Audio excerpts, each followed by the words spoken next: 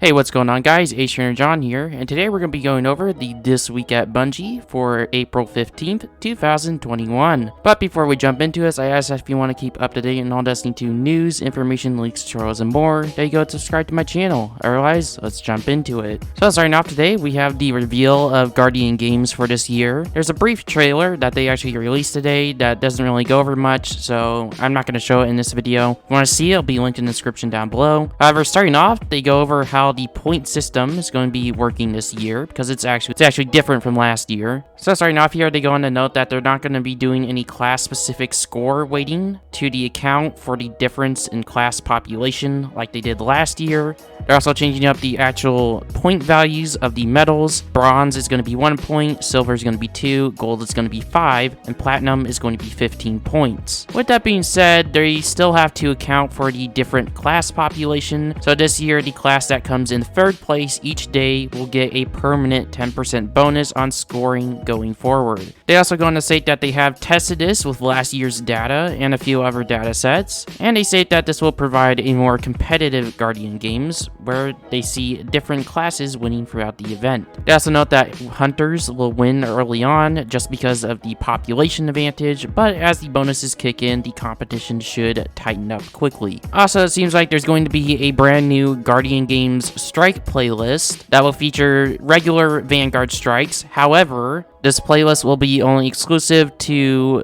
characters of the same class. So for example, hunters can only play with hunters, titans can only play with titans, and warlocks can only play with warlocks. They also state that this will feed into the laurel collecting mechanic where players have a chance at bonus laurels when they pick up a laurel generated by a player of the same class. And to spice things up, depending on your class's daily placement, you'll get special modifiers on the playlist. So if the previous day your class ends up landing on gold, you'll get health, shields, and recovery are increased, and kinetic weapons deal more damage. Then for silver, melee abilities recharge faster, elemental damage increased from guardian sources, and more heavy ammo available. And lastly with bronze, grenade abilities deal more damage and recharge much faster, and elemental damage increased from guardian sources. They also go on to state that also based on your daily placement, you will also get negative modifiers added to the playlist. How it's going to work is bronze has a specific negative modifier tied to it, while silver also has a specific negative modifier tied to it, and each class also has specific modifiers tied to it, which we'll go over. But if your class ends up getting gold, then you get both the bronze and the silver modifiers active. So for titans bronze, the combatant melee attacks deal more damage, and for silver, the combatant melee attacks deal significantly more damage. And then, like I said, with gold, they're going to be combined. And for warlocks, the bronze and silver both exactly the same, that being incoming damage increased while airborne. And then lastly with hunters, their bronze is radar is disabled, and for silver, their radar is disabled and combatants don't flinch when damaged. If you have to ask me, I think warlocks got the best overall when it comes to any placement, and then hunters got the best when they're in bronze. So F the titans. I imagine if they get gold, they're going to be getting slapped around by those melees. Next up, they're going to be adding the medal case, which you'll receive a medal case from EVA to store your hardware until you're ready to visit the podium in the tower to bank them for your team. Once you have the maximum medals for a certain type in your case, make sure you go turn them in, as any more earned for that type will be lost. Turning in medals will give you a chance at receiving an event package depending on the medal type.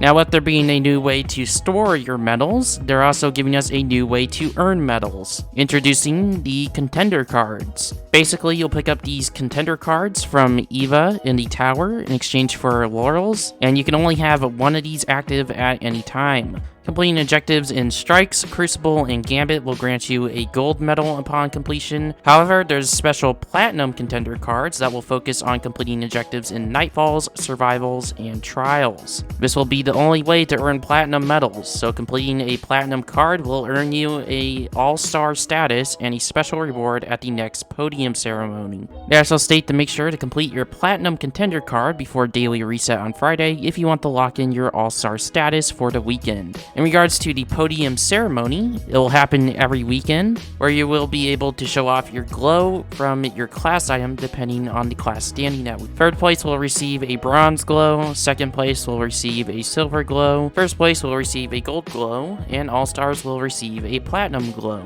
And when they say glows, I'm pretty sure they're just talking about the color of the class item. Finally, for Guardian Games, let's go ahead and talk about the rewards for this. So first up, they go on to state that we will be getting a brand new class item from Zavala for the event, as the old class items will not work for this event. And then they go off to show some close-ups of the Eververse ornaments that are going to be present during this event. We'll go ahead and talk about those in a little bit. They then go on to state that we will be able to earn this cool-looking exotic sparrow that's on screen right now. They don't tell us how, but I feel like it'll be through completing a bunch of triumphs, like any other event. In regards to Heir Apparent, it will be returning, available to earn again, not sure how, but there will be a brand new catalyst as well to earn, which you can earn via random chance of Turnium medals. And as you can see in the image on screen right now, it is rocking a brand new Guardian Games ornament. But like I mentioned earlier, we are getting a brand new set of ornaments through Eververse. They look pretty good. Here they are with shaders on, which I can tell you right now that Hunter Cloak is originally blue, and the Titan mark is originally red, and the Warlock armor set's usually yellow. However, as you can see, they're different colors because they take shaders actually pretty damn well.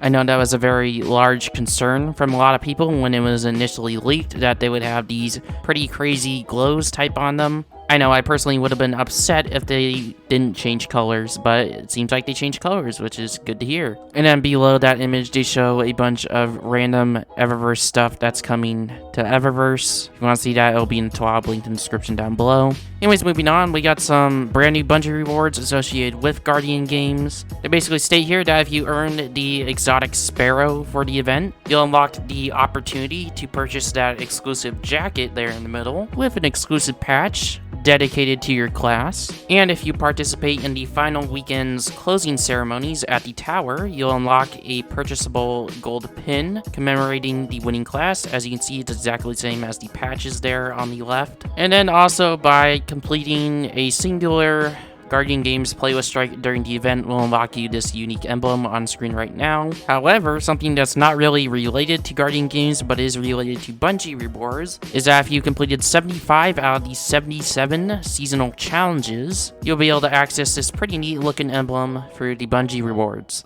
Moving on into TWAB, they go on to state that last month they held the vote on which armor ornament set the community would like to see made for the Festival of the Lost later this year. With that being said, they wanted to do another community vote, so they're allowing us to choose 3 brand new exotic weapon ornaments, and we get to choose from a batch of 12, which are the following: the Crimson Hand Cannon, the Fighting Lion Grenade Launcher, the Graviton Lance Pulse Rifle, the Le Monarch Bow, the Merciless Fusion Rifle, the Risk Runner SMG, the Skyburner's Oath Scout Rifle, the Sunshot Hand Cannon, the Sweet Business Auto Rifle, the Telesto Fusion Rifle, the Trinity Ghoul Bow, and the Vigilance Wing Pulse Rifle. It's also important to note that these are in early development, and they plan on completing this early next year, so ideally this should come with the Witch Queen expansion. Personally, for me, I think I'm gonna go with Graviton Lance, Le Monarch, and Merciless, as they're all pretty cool weapons, especially Le Monarch. I feel like it definitely deserves a neat ornament. It's definitely a community favorite. I personally like Le Monarch. Same ways, I hope those personal 3 favorites win. If you're interested in that, I'll try to have a direct link to the survey in the description down below. Lastly, here in the TWAB, we have a report from the player support team.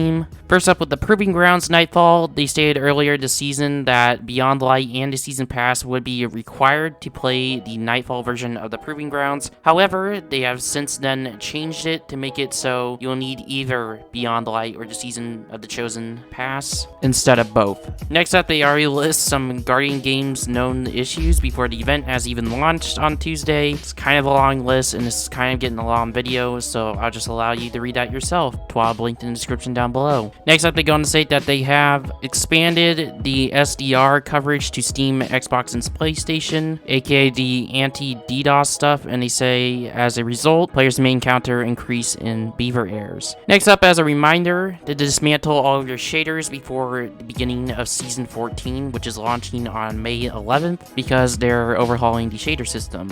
With that being said, that brings us to the movies and the artists of the week. If you're interested in doing that, probably linked in the description down below, as always. But this was Ace Trainer John. That's pretty much it for the video. Guardian Games is going to be starting on this Tuesday at April 20th at reset time. One last reminder is that the final 2 Grandmaster Nightfalls, as well as the ability to select any Grandmaster Nightfall you want, will be going live next Tuesday, April 20th at reset. I will be putting out guides for both Warden of Nothing and the Insight Terminus as soon as I complete them, but I recommend keeping an eye on my Twitter, which will be linked in the description down below, so that way you can get an exact timeline of when things are going live on my channel. Anyways, this outro has gone on long enough. I'll see you in the next one. Peace.